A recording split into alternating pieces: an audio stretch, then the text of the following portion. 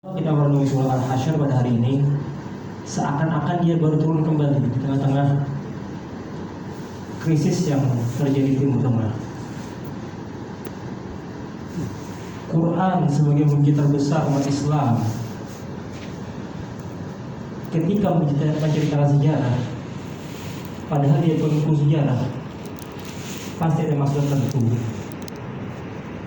Karenanya ketika terjadi krisis di Timur Tengah, kata para ulama mengatakan bahwa bagaimana cara kita menyikapi tentang peristiwa yang terjadi di Timur Tengah, seakan-akan surah Al-Hasyr itu adalah jawaban dari 1400 tahun yang lalu untuk hari ini.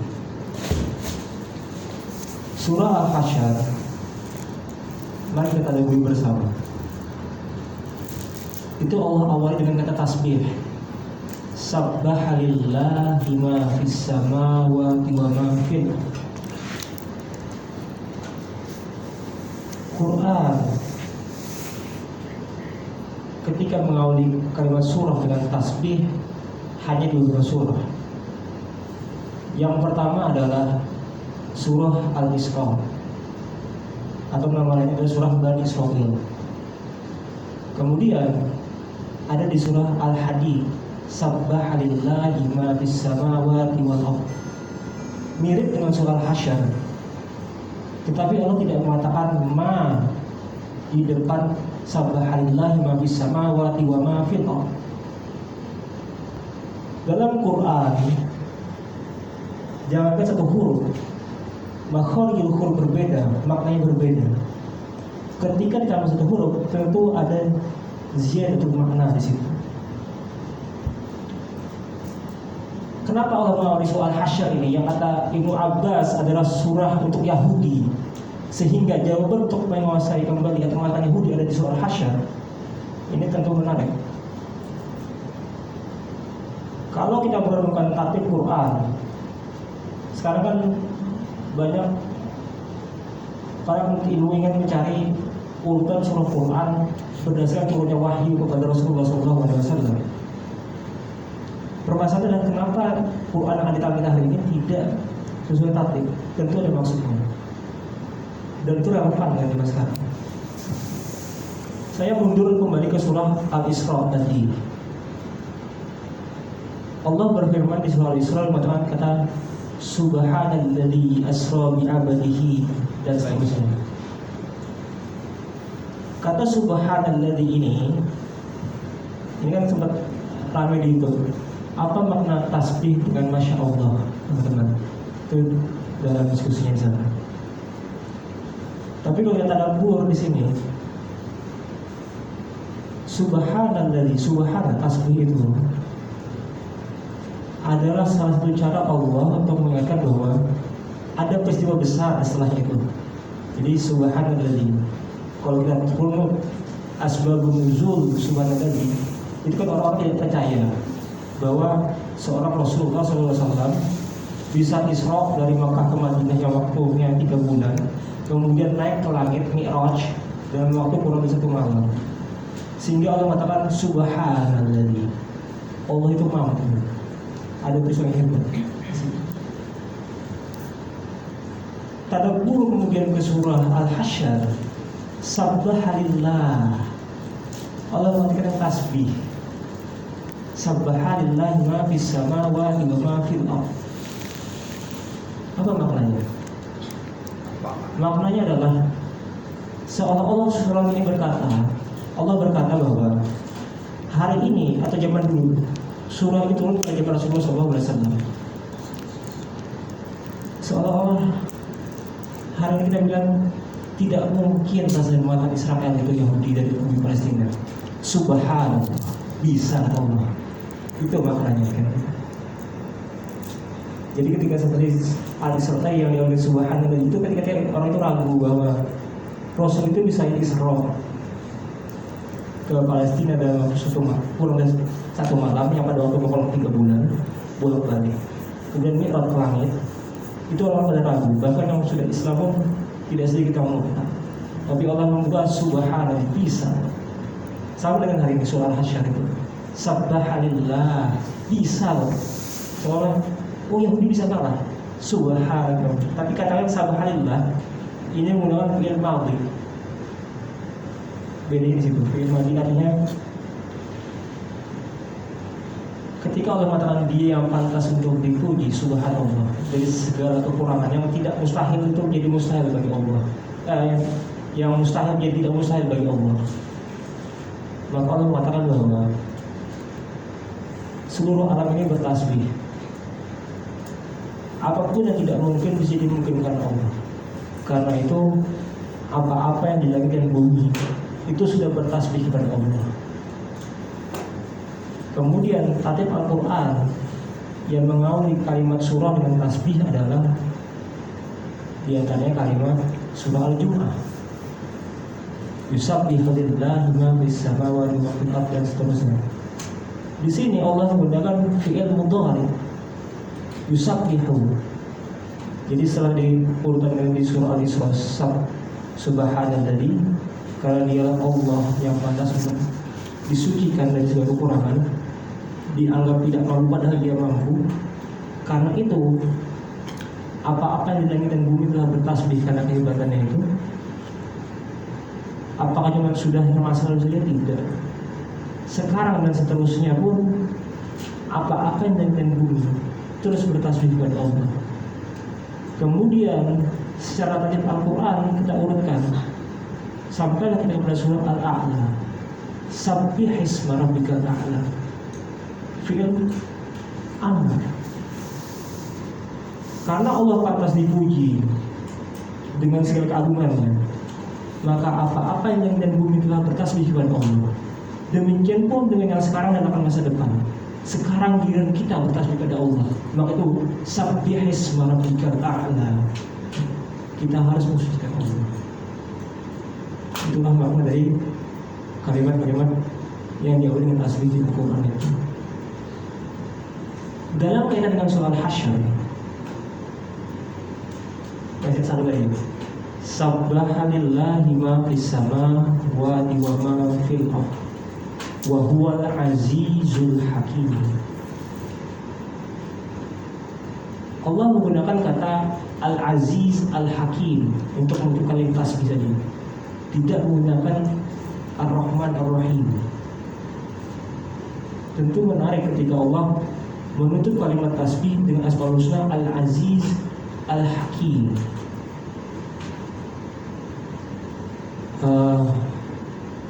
Panjang makna Al-Aziz Al-Hakim ini. Tapi seolah-olah kalau menarik kalau dibaca ayat berikutnya. Huwallazi akhrajal ladzina kafaru min ahlil kitabi min diyarihim li awwalil hasyr.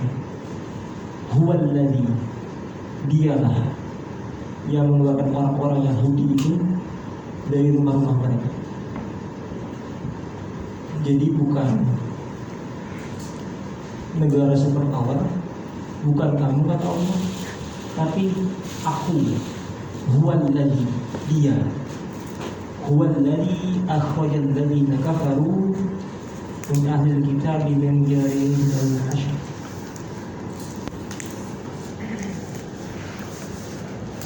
Seolah-olah Allah ingin berkata gini, hari ini kita umat, gimana cara kita untuk bisa kuat mengusir Israel?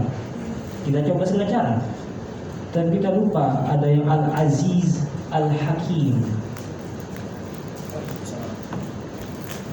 Allah mengatakan bahwa ini terjadi di zaman Rasulullah SAW. Ketika Rasulullah SAW dan para sahabat berhasil mengusir orang-orang Bani Nadir yang tidak lain adalah suku Yahudi yang terkuat di zaman itu. Ya Rasulullah SAW, bukan kamu, bukan pula Umar bin Khattab, bukan pula para sahabat-sahabat, para penghuni suku yang ada di bumi itu yang mengeluarkan orang-orang Yahudi, tapi Allah Al-Aziz Al-Hakim.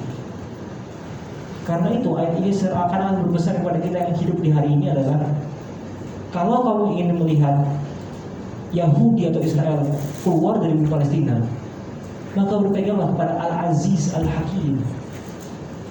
Tidak bisa kamu ya Rasulullah SAW maupun para sahabat itu yang mulia menurut orang Yahudi, kalau bukan aku kataku. Dan Allah menguatkan kembali itu dengan kalimat ma dzanantum ayyakhruju. Kamu nyangka kamu gak bisa mengeluarkan mereka. Wa dhannu annahum maniyatuhum. Jadi ada dua dzan di sini. Dzan kalau bahasa kita mungkin analisis di sini. Ya, Mas Andi. Jadi teman-teman, kalau kita kaitkan konteks cerita, ini kan ceritanya di zaman Rasulullah SAW. Bahkan Rasul dan para sahabat pun Allah katakan, ma dzanantum ya Rasulullah SAW. Kamu tuh gak bakal pernah menyangka dengan analisis kamu bahwa Yahudi ini akan keluar dari Madinah, Bani Nadir ini. Itu satu. Dan Yahudi itu wadhannu annahum maniyatuhum husunuhum minallah. Benteng-benteng mereka itu bisa mempertahankan mereka, bukan dari Rasulullah SAW, bahkan minallah, dari Allah. Jadi kalau kita ingat film dulu yang Titanic dulu, bahkan Tuhan pun tidak bisa menenggelamkan kapal ini. Sama dengan ini ceritanya. Saking confidentnya Bani Nadir, mereka mengatakan bahwa bahkan Allah pun tidak bisa mengeluarkan mereka dari Madinah. Kalau kita tarik ke zaman sekarang realitanya, maka benar, gak heran hari ini Israel confident dengan tameng-tamengnya. Sejak zaman dulu sudah Allah abadikan ini. Bukan cuma Rasulullah yang bilang itu, kata Yahudi. Allah pun tidak bisa mengatakan dari sini. Ini kalimat Quran. Ma niyatakum usunuhum minallah. Enggak bisa Allah mengatakan dari sini. Maka setelah Yahudi merasa sangat confident tadi, ini di zaman Rasul waktu itu, apa zaman sekarang? Tambahnya mereka confident kan? Apa kata Allah? Fa'atahumullah min haitsu lam yahtasibu. Fa di sini kalimat sebab akibat. Jadi semakin Yahudi sombong, nanti ada pada satu titik Allah yang akan menghukum mereka. Min haitsu lam yahtasibu. Nanti membaca Quran. Min haitsu lam yahtasibu. Dari arah yang enggak pernah mereka pikirkan hukum. Lam yalid wa lam yulad, nggak pernah kepikiran. Jadi kalau hari ini kita pusing-pusing pikir itu gimana ya caranya supaya Israel keluar dari bumi Palestina, lalu kembali ke Al-Quran tadi, berpeganglah kepada Al-Aziz Al-Hakim. Kita harus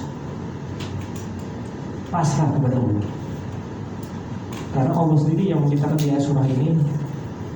Pada waktu itu Rasulullah SAW, ada sahabat-sahabat yang mulia, ada Umar bin Khattab, masih ada Abu Bakar As-Siddiq yang iman luar biasa pada kita pada hari ini. Tapi Allah katakan nggak bisa, aku yang mengeluarkan orang-orang itu dari situ. Caranya gimana? Fa'atahumullahu min haitsu lam yahtasibu. Urusan buat Allah. Mereka nggak pernah mikir caranya gimana. Jangan kan kita, mereka juga nyangka cara itu. Nah, tapi Allah kasih clue di sini. Wa qadha fi qulubihimur ru'ba. Kalau Yahudi merasa confident tadi, bahkan mereka mengatakan di dalam surah Al-Hasyr ini, bahkan Allah pun nggak bisa mengeluarkan mereka dari Madinah ini. Siapa itu? Nggak ada bisa. Pun sampai dari kita siapa bisa mengeluarkan? Bagaimana Amerika? Bagaimana ini? Maka kata Allah, biar aku yang urus, asal kamu berserah diri kepadaku yang aziz, yang hakim. Aku bisa, tapi aku bijaksana. Ketika memutuskan suatu, Al-Aziz penuh dengan hikmah. Mungkin kita bilang sudah banyak darah Palestina yang menjadi korban di sana. Tapi Allah punya waktunya, punya hikmahnya. Tugas kita adalah berpegang kepada Al-Aziz, kepada Al-Hakim. Ketika umat Islam tidak berpegang kepada Al-Aziz, umat Islam hilang izzah. Maka Allah yang akan mengeluarkan orang-orang Yahudi dari arah yang tidak kita tahu dan mereka juga tidak tahu. Tapi Allah kasih clue. Wa qala fi qulubihim ru'ba. Allah lempar ketakutan di dalam hati mereka. Allah menggunakan kata qadhafa. Qadhafa. Saya tahu. Itu kayak dilempar, ada bejana ekornya. Jadi bukan diselipkan, bukan diletakkan, tapi dilempar. Makanya Ibnu Katsir dalam tafsir ayat ini, itu sahabat kemudian bertanya kepada orang mukallaf yang ada pada zaman itu, maksudnya Yahudi atau musyrik yang dimasuk oleh ayat ini, wa qadhafi, gimana sih rasa takutnya di dalam hati kamu? Maka dia menggambarkan seperti ada bejana kosong dilempar kencang dengan koin, jadi deg. Kalau sudah Allah lemparkan rasa takut kepada hati-hati orang Yahudi, apa yang terjadi? Yuhribuna buyutahum biaydihim. Mereka sendiri yang keluar dari rumah mereka dengan tangan mereka, mencari rumah kita, di rumah mereka sendiri, bukan dengan tangan kamu sendiri. Walaupun di ayat ini kemudian ada Allah sebutkan wa aidil mu'minin. Ulama tafsir mengatakan bahwa kenapa Allah sebut nama aidil mu'minin di sini? Karena tentu upaya umat muslimin pada saat itu, kalau dikaitkan asbabun nuzul ayat ini, itu Rasulullah SAW dan sahabat cuma mengepung benteng Yahudi itu selama 6 hari. Tapi karena orang Yahudi takut, mereka nyerah. Sehingga seolah-olah ayat ini berkata kepada umat Islam hari ini, kalaulah ini Yahudi keluar dari Palestina, tugas umat Islam itu cuma satu, nakut-nakutin orang Yahudi keluar sendiri nanti. Karena kayaknya ketika mereka takut, yuhribuna buyutahum biaydihim, dengan tangan mereka. Jadi nggak perlu kan saya pikirkan ngebom, serangan counter attack, enggak. Nanti keluar sendiri. Ini cuma saya. Ini dapat Quran. Kadang-kadang kalau saya tadabbur, ya itu agak tadi subhanallah, bisa Allah mengeluarkan orang-orang Yahudi dari tanah-tanah mereka. Kemudian Allah tutup ayat ini dengan kata fa'tabiru fil amr, perintah. Ambil pelajaran ya ulil absar, punya pandangan, punya visioner ke depan.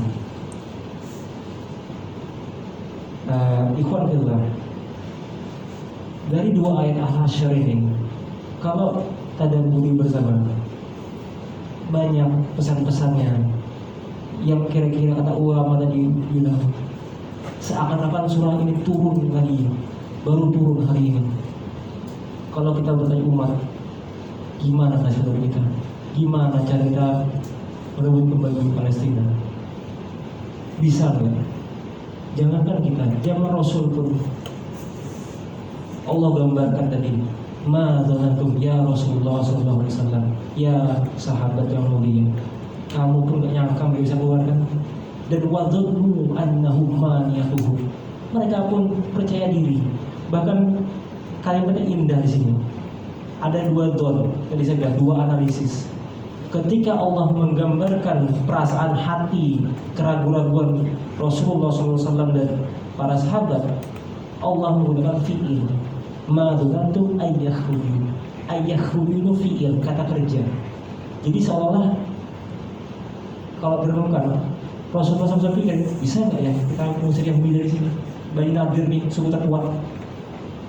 Di sisi lain, perasaan kalau Yahudi, kepercayaan dirinya Allah gambarkan wadallu annahum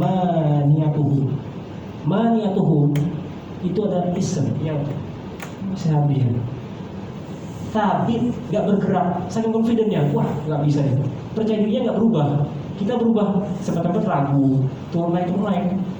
Kadang-kadang yakin, kadang nggak bisa nggak ya musir Yahudi, bisa nggak? Tapi orang Yahudi confident, dan confident itu nggak berubah, tetap stabil. Maniyatu musuhum minallah. Nggak ada yang bisa musuh dari sini. Bukan cuma Rasulullah, bahkan Allah pun mereka katakan, Allah bilang di sini, minallah. Nggak bisa Allah tuh musuh dari Madinah ini. Tapi apa terjadi? Fa'atahumullah. Atau enggak. Biar Allah yang mengusir mereka, bukan kamu. Bahkan Allah dipermalukan. Tidak ada peperangan itu musuh hancur ke rumah mereka sendiri. Jadi kita kalau misalkan kita nyerang Israel, salah kita. Kalau menurut ayat ini ya, kota Dabur ini dan kata ulama sirah, yang umat Islam butuh sekarang adalah kembali ke ayat ini dan berpegang kepada Al-Aziz Al-Hakim. Ketika umat Islam jauh dari Al-Aziz Al-Hakim, kita kehilangan izzah. Karena izzah adalah milik Al-Aziz Al-Hakim. Dia akan memberikan izzahnya dengan hikmah, bukan dengan kemauan kita, bukan dengan pandangan kita. Maka dari itu, fa'tabiru ya bil absar.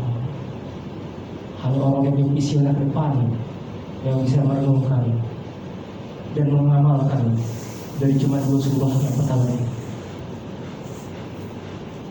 Itu baru 2 ayat. Ayat yang ketiga,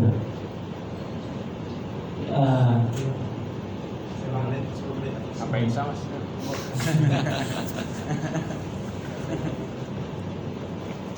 Saya percepat saja gitu teman. Jadi tadi kalau sekali saya kalau merenung Al-Hasyr ini dikaitkan dengan sirah ini yang menarik. Nah nanti di sini ada salah satu, saya langsung percepat saja. Di ayat tadi ayat 2 ya, ayat kelima itu Allah mengatakan ma khata'tum min linatin aw taraktumuha qa'imah. Jadi teman-teman, di sini ceritanya Rasulullah itu ketika mau mengusir Bani Nadir ini, dia mengikuti para sahabat itu di daerah benteng seperti sekarang. Jadi Yahudi Bani Nadir itu waktu di Madinah, benteng itu kokoh dari batu-batu, bukan batu bata yang ini, berlapis-lapis. Nah, itu Yahudi itu punya usaha kurma. Kita tahu di Madinah itu salah satu usaha kurma. Rasulullah SAW itu meminta para sahabat untuk mendekat ke dalam kurma supaya tempat berkumpul mudah. Nah, orang Yahudi langsung melihat pohon yang ditebang itu, pikirannya lain. Ini kalau mereka masih roh ya. Jadi perlu Yahudi karena salah satu kekuatan ekonomi orang Yahudi di Madinah itu adalah kurma. Ketika ditebang bisa hilang ini penghasilan ekonominya. Nah karena itu mereka katakan maqatum milan awqatum haqaimah itu dengan izin Allah. Mereka jadi gini ceritanya. Mereka berbicara mengatasnamakan Islam untuk pembenaran atau melindungi dari keinginan mereka sebenarnya. Mereka bilang, ya Rasulullah SAW, bukannya kalian ini orangnya rahmatan lil alamin, nggak boleh nebang sembarang pohon. Kok pohonnya tebang? Kan nggak boleh perang kayak gitu kan? Padahal sebenarnya bukan itu. Mereka takut kehilangan penghasilan ekonominya. Karena yang ulama mengatakan bahwa apa yang dalam umat Islam hari ini itu sudah bagus, misalnya ada upaya boykot. Karena Yahudi itu kalau ketika ekonomi diganggu dia udah merasa resah, gitu, merasa goyang. Karena tadi tugas kita sebenarnya bukan nyerang Yahudi enggak, tapi bikin mereka takut. Kalaulah saudara-saudara kita di Timur Tengah itu bersatu saja, boykot ekonomi itu selesai cerita itu. Makanya kalau kita ingat balik dating back ke 80-90-an, ada Raja Faisal dari Saudi yang insya Allah syahid. Beliau mengatakan bahwa saya bersumpah sampai Palestina bebas, beliau akan embargo minyak itu. Jadi ketika bersejarah itu namanya Raja Faisal itu kena semua Amerika segala. Akhirnya kan beliau dibunuh sama keponakannya oleh Amerika kan, Raja Faisal itu tahun 70-an itu. Nah ini menarik kemarin itu di kita bukan ya jadi ini kemarin ada saya nonton di YouTube bahwa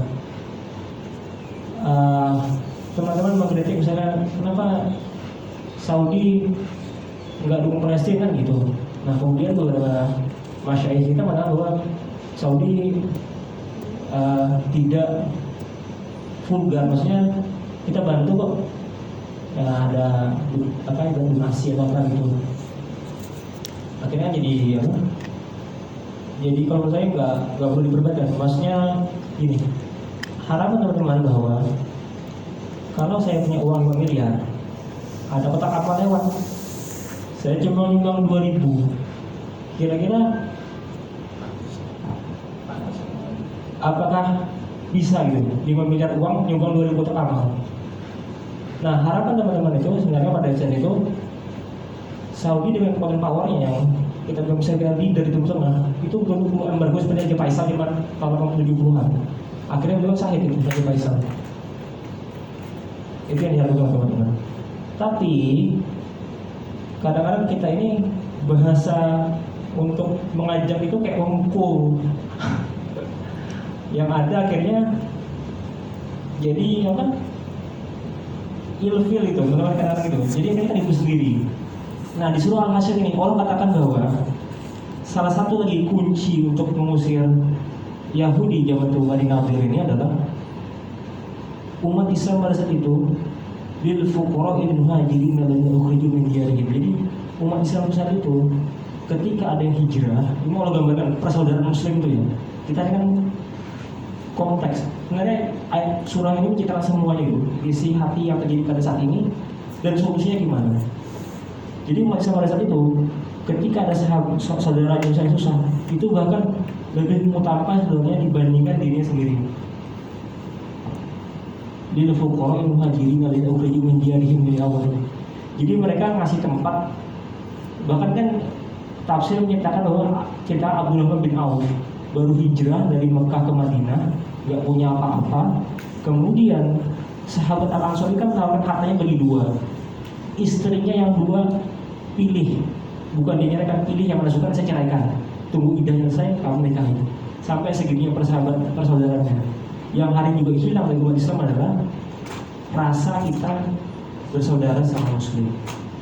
Jadi mengutamakan sesama saudara. Nah, kalau saya menyimpulkan dari semua cerita-cerita dari sirah ini, salah satu juga yang dibutuhkan umat Islam adalah adanya rasa cinta terhadap umat Islam. Karenanya mari kita bersama-sama perkuat ukhuwah kita, tidak menyalahkan, saling menguatkan dan saling mendukung satu sama lain. Mungkin itu saja dari saya, udah sore, sudah sampai saat-saat. Nanti teman-teman bisa tadabbur kembali surah Al-Hasyr ini, dikaitkan dengan sirahnya, dibuat kembali tafsirnya, karena masih panjang kan, ada sampai yang kita bisa dari imam, dari ya ibadina awal, cakup dan seterusnya. Saya kira itu, terima kasih. Waalaikumsalam warahmatullahi wabarakatuh. Luar biasa. Ini jujur, kajian menurut begini sangat saya kangen. Luar biasa. Ini kurang confident. Jadi kayaknya perlu sering-sering ngisi kayaknya. Tahun penuh. Setuju. Baru tadi 3 ayat itu udah sampai sore kan. Masya Allah. Lanjut aja habis mari mas. Waduh. Oke, baik.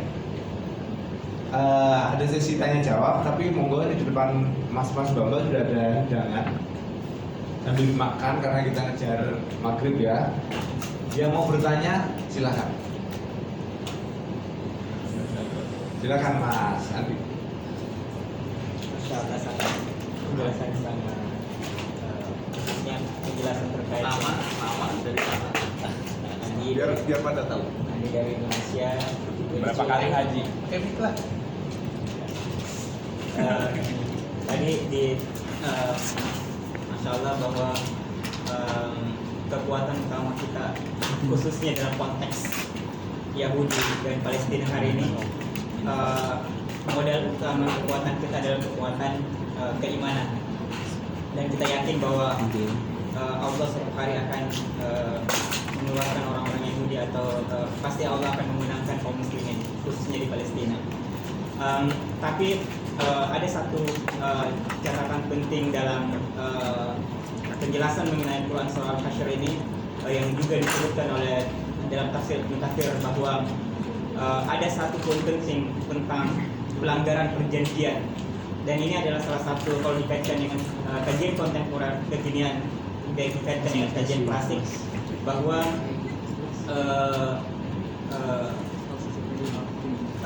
kenapa Bani Nadir dikeluarkan dari Madinah, karena alasannya karena mereka melanggar perjanjian, dan perjanjian ini sangat terkenal ya, Piagam Madinah, dan ini yang kita semua kenal hari ini, Piagam Madinah. Dan inilah menjadi alasan terkuat ketika kaum muslimin bisa mengatur dan memimpin dengan adil, maka kita semua taat dengan perjanjian. Tetapi sejarah membuktikan bahwa Yahudi tidak pernah taat dengan perjanjian atau kesepakatan damai atau dari PBB, dari semua hukum internasional dan sebagainya. Mereka tidak pernah, Yahudi tidak ada sejarah taat dan selalu mengkhianati perjanjian. Tetapi ada satu poin penting yang kalau kita mau mengandalkan keimanan, pertanyaannya adalah kalau kita akan mengandalkan keimanan melawan atau bagaimana menghadapi kaum Yahudi. Ketika mereka melanggar perjanjian, siapa yang bisa mengintervensi atau mengingatkan Yahudi hari ini? Kan itu pertanyaannya. Mereka berulang-ulang melakukan pelanggaran atau pengkhianatan terhadap kesepakatan damai, tapi siapa yang bisa? Mungkin sidang, ya karena kajian saya bidang hukum internasional, hukum internasional hari ini pun sudah diketok palu kan? Siapa yang bisa menangkap Netanyahu dan seterusnya? Kan itu pertanyaannya. Maka menurut ayat ini, selain persoalan sebelum kita berpindah kepada keimanan melawan mereka, tentu saja pondasi keimanannya tetapi adalah kita menginisiasi perdamaian. Kita sebagai kaum muslim tetap bersatu, mempersatukan negara-negara Islam misalnya,